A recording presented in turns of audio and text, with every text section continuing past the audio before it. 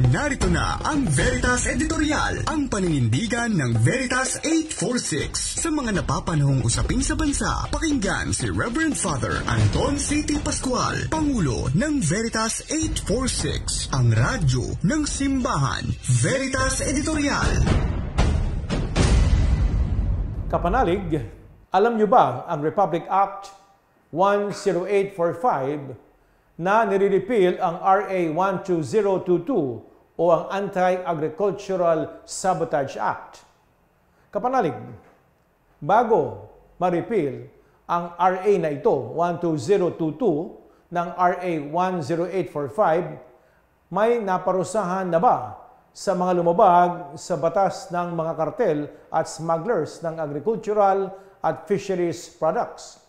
Marami na tayong batas laban sa mga rice cartels at profiteering. Bakit wala pa rin napaparusahan, nakukulong?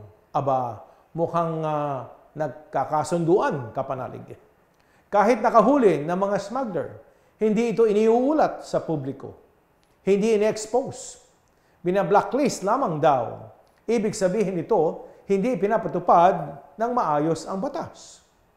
Dahil hindi nakakulong o napaparusahan ang may sala, patuloy ang mga rice cartel at smugglers sa pagmamanipula sa presyo ng bigas, palay at agricultural goods sa ating mga merkado.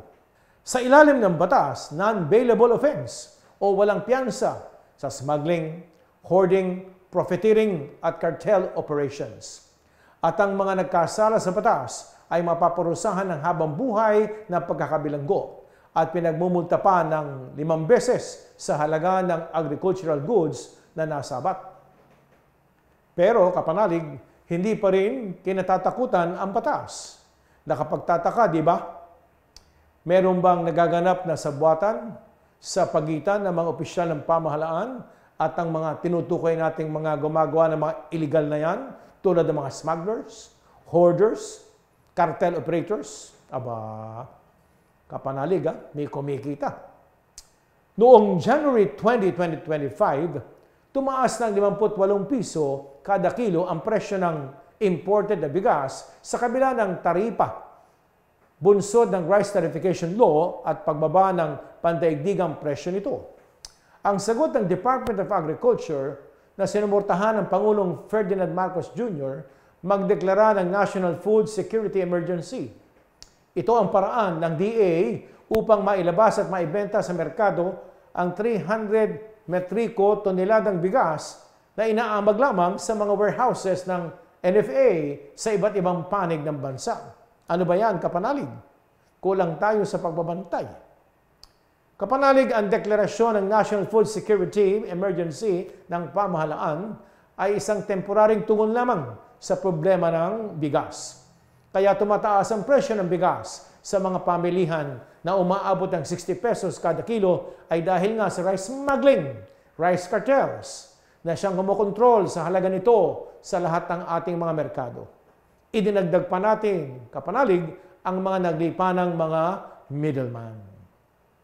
Covered ng batas ang mga produktong bigas, corn, beef, pork, poultry, garlic, onions, carrots, at iba pang gulay, prutas, isda, asin, at iba pang aquatic products na nasa raw state pa. Iginiit ni Pope Francis, kapanalig, na no one is the absolute owners of goods. All of us are stewards of goods. Lahat po ng mga nakikita natin, mga pagkain, ay biyaya ng Diyos. Walang nagmamay-ari niyan kundi ang Diyos. Sinasabi naman sa Catholic social teaching of the Church na ang kayamanan ng mundo ay para sa sangkatauhan. In the beginning, God entrusted the earth and its resources to the common stewardship of mankind to take care of them, master them by labor, and enjoy their fruits. The goods of creation are destined for the whole human race. Moreover, the universal destination of goods remains primordial, even if the promotion of the common good requires respect for the right to private property and its exercise. Kapanalig, sabi nga po yan sa Catholic Social Teaching Solicitudo Rei Socialis, yung universal destination of goods. Ang ibig sabihin, ang Diyos ng lahat ay para sa lahat. Kaya ang biyaya na binigay sa atin ng Panginoon, tulad ng pagkain, ay hindi lang para sa iilan. Ito'y para sa lahat, lalo-lalo na sa mga dukha. Naway ang bigas na isang political product ay maging affordable, accessible, ika nga, no? Sa lahat ng Pilipino. Sumainyo ang katotohanan. Inyong napakinggan ang Veritas Editorial. Ugaliing pakinggan ng Veritas Editorial kasama si Reverend Father Anton C.T. Pascual. Veritas Editorial.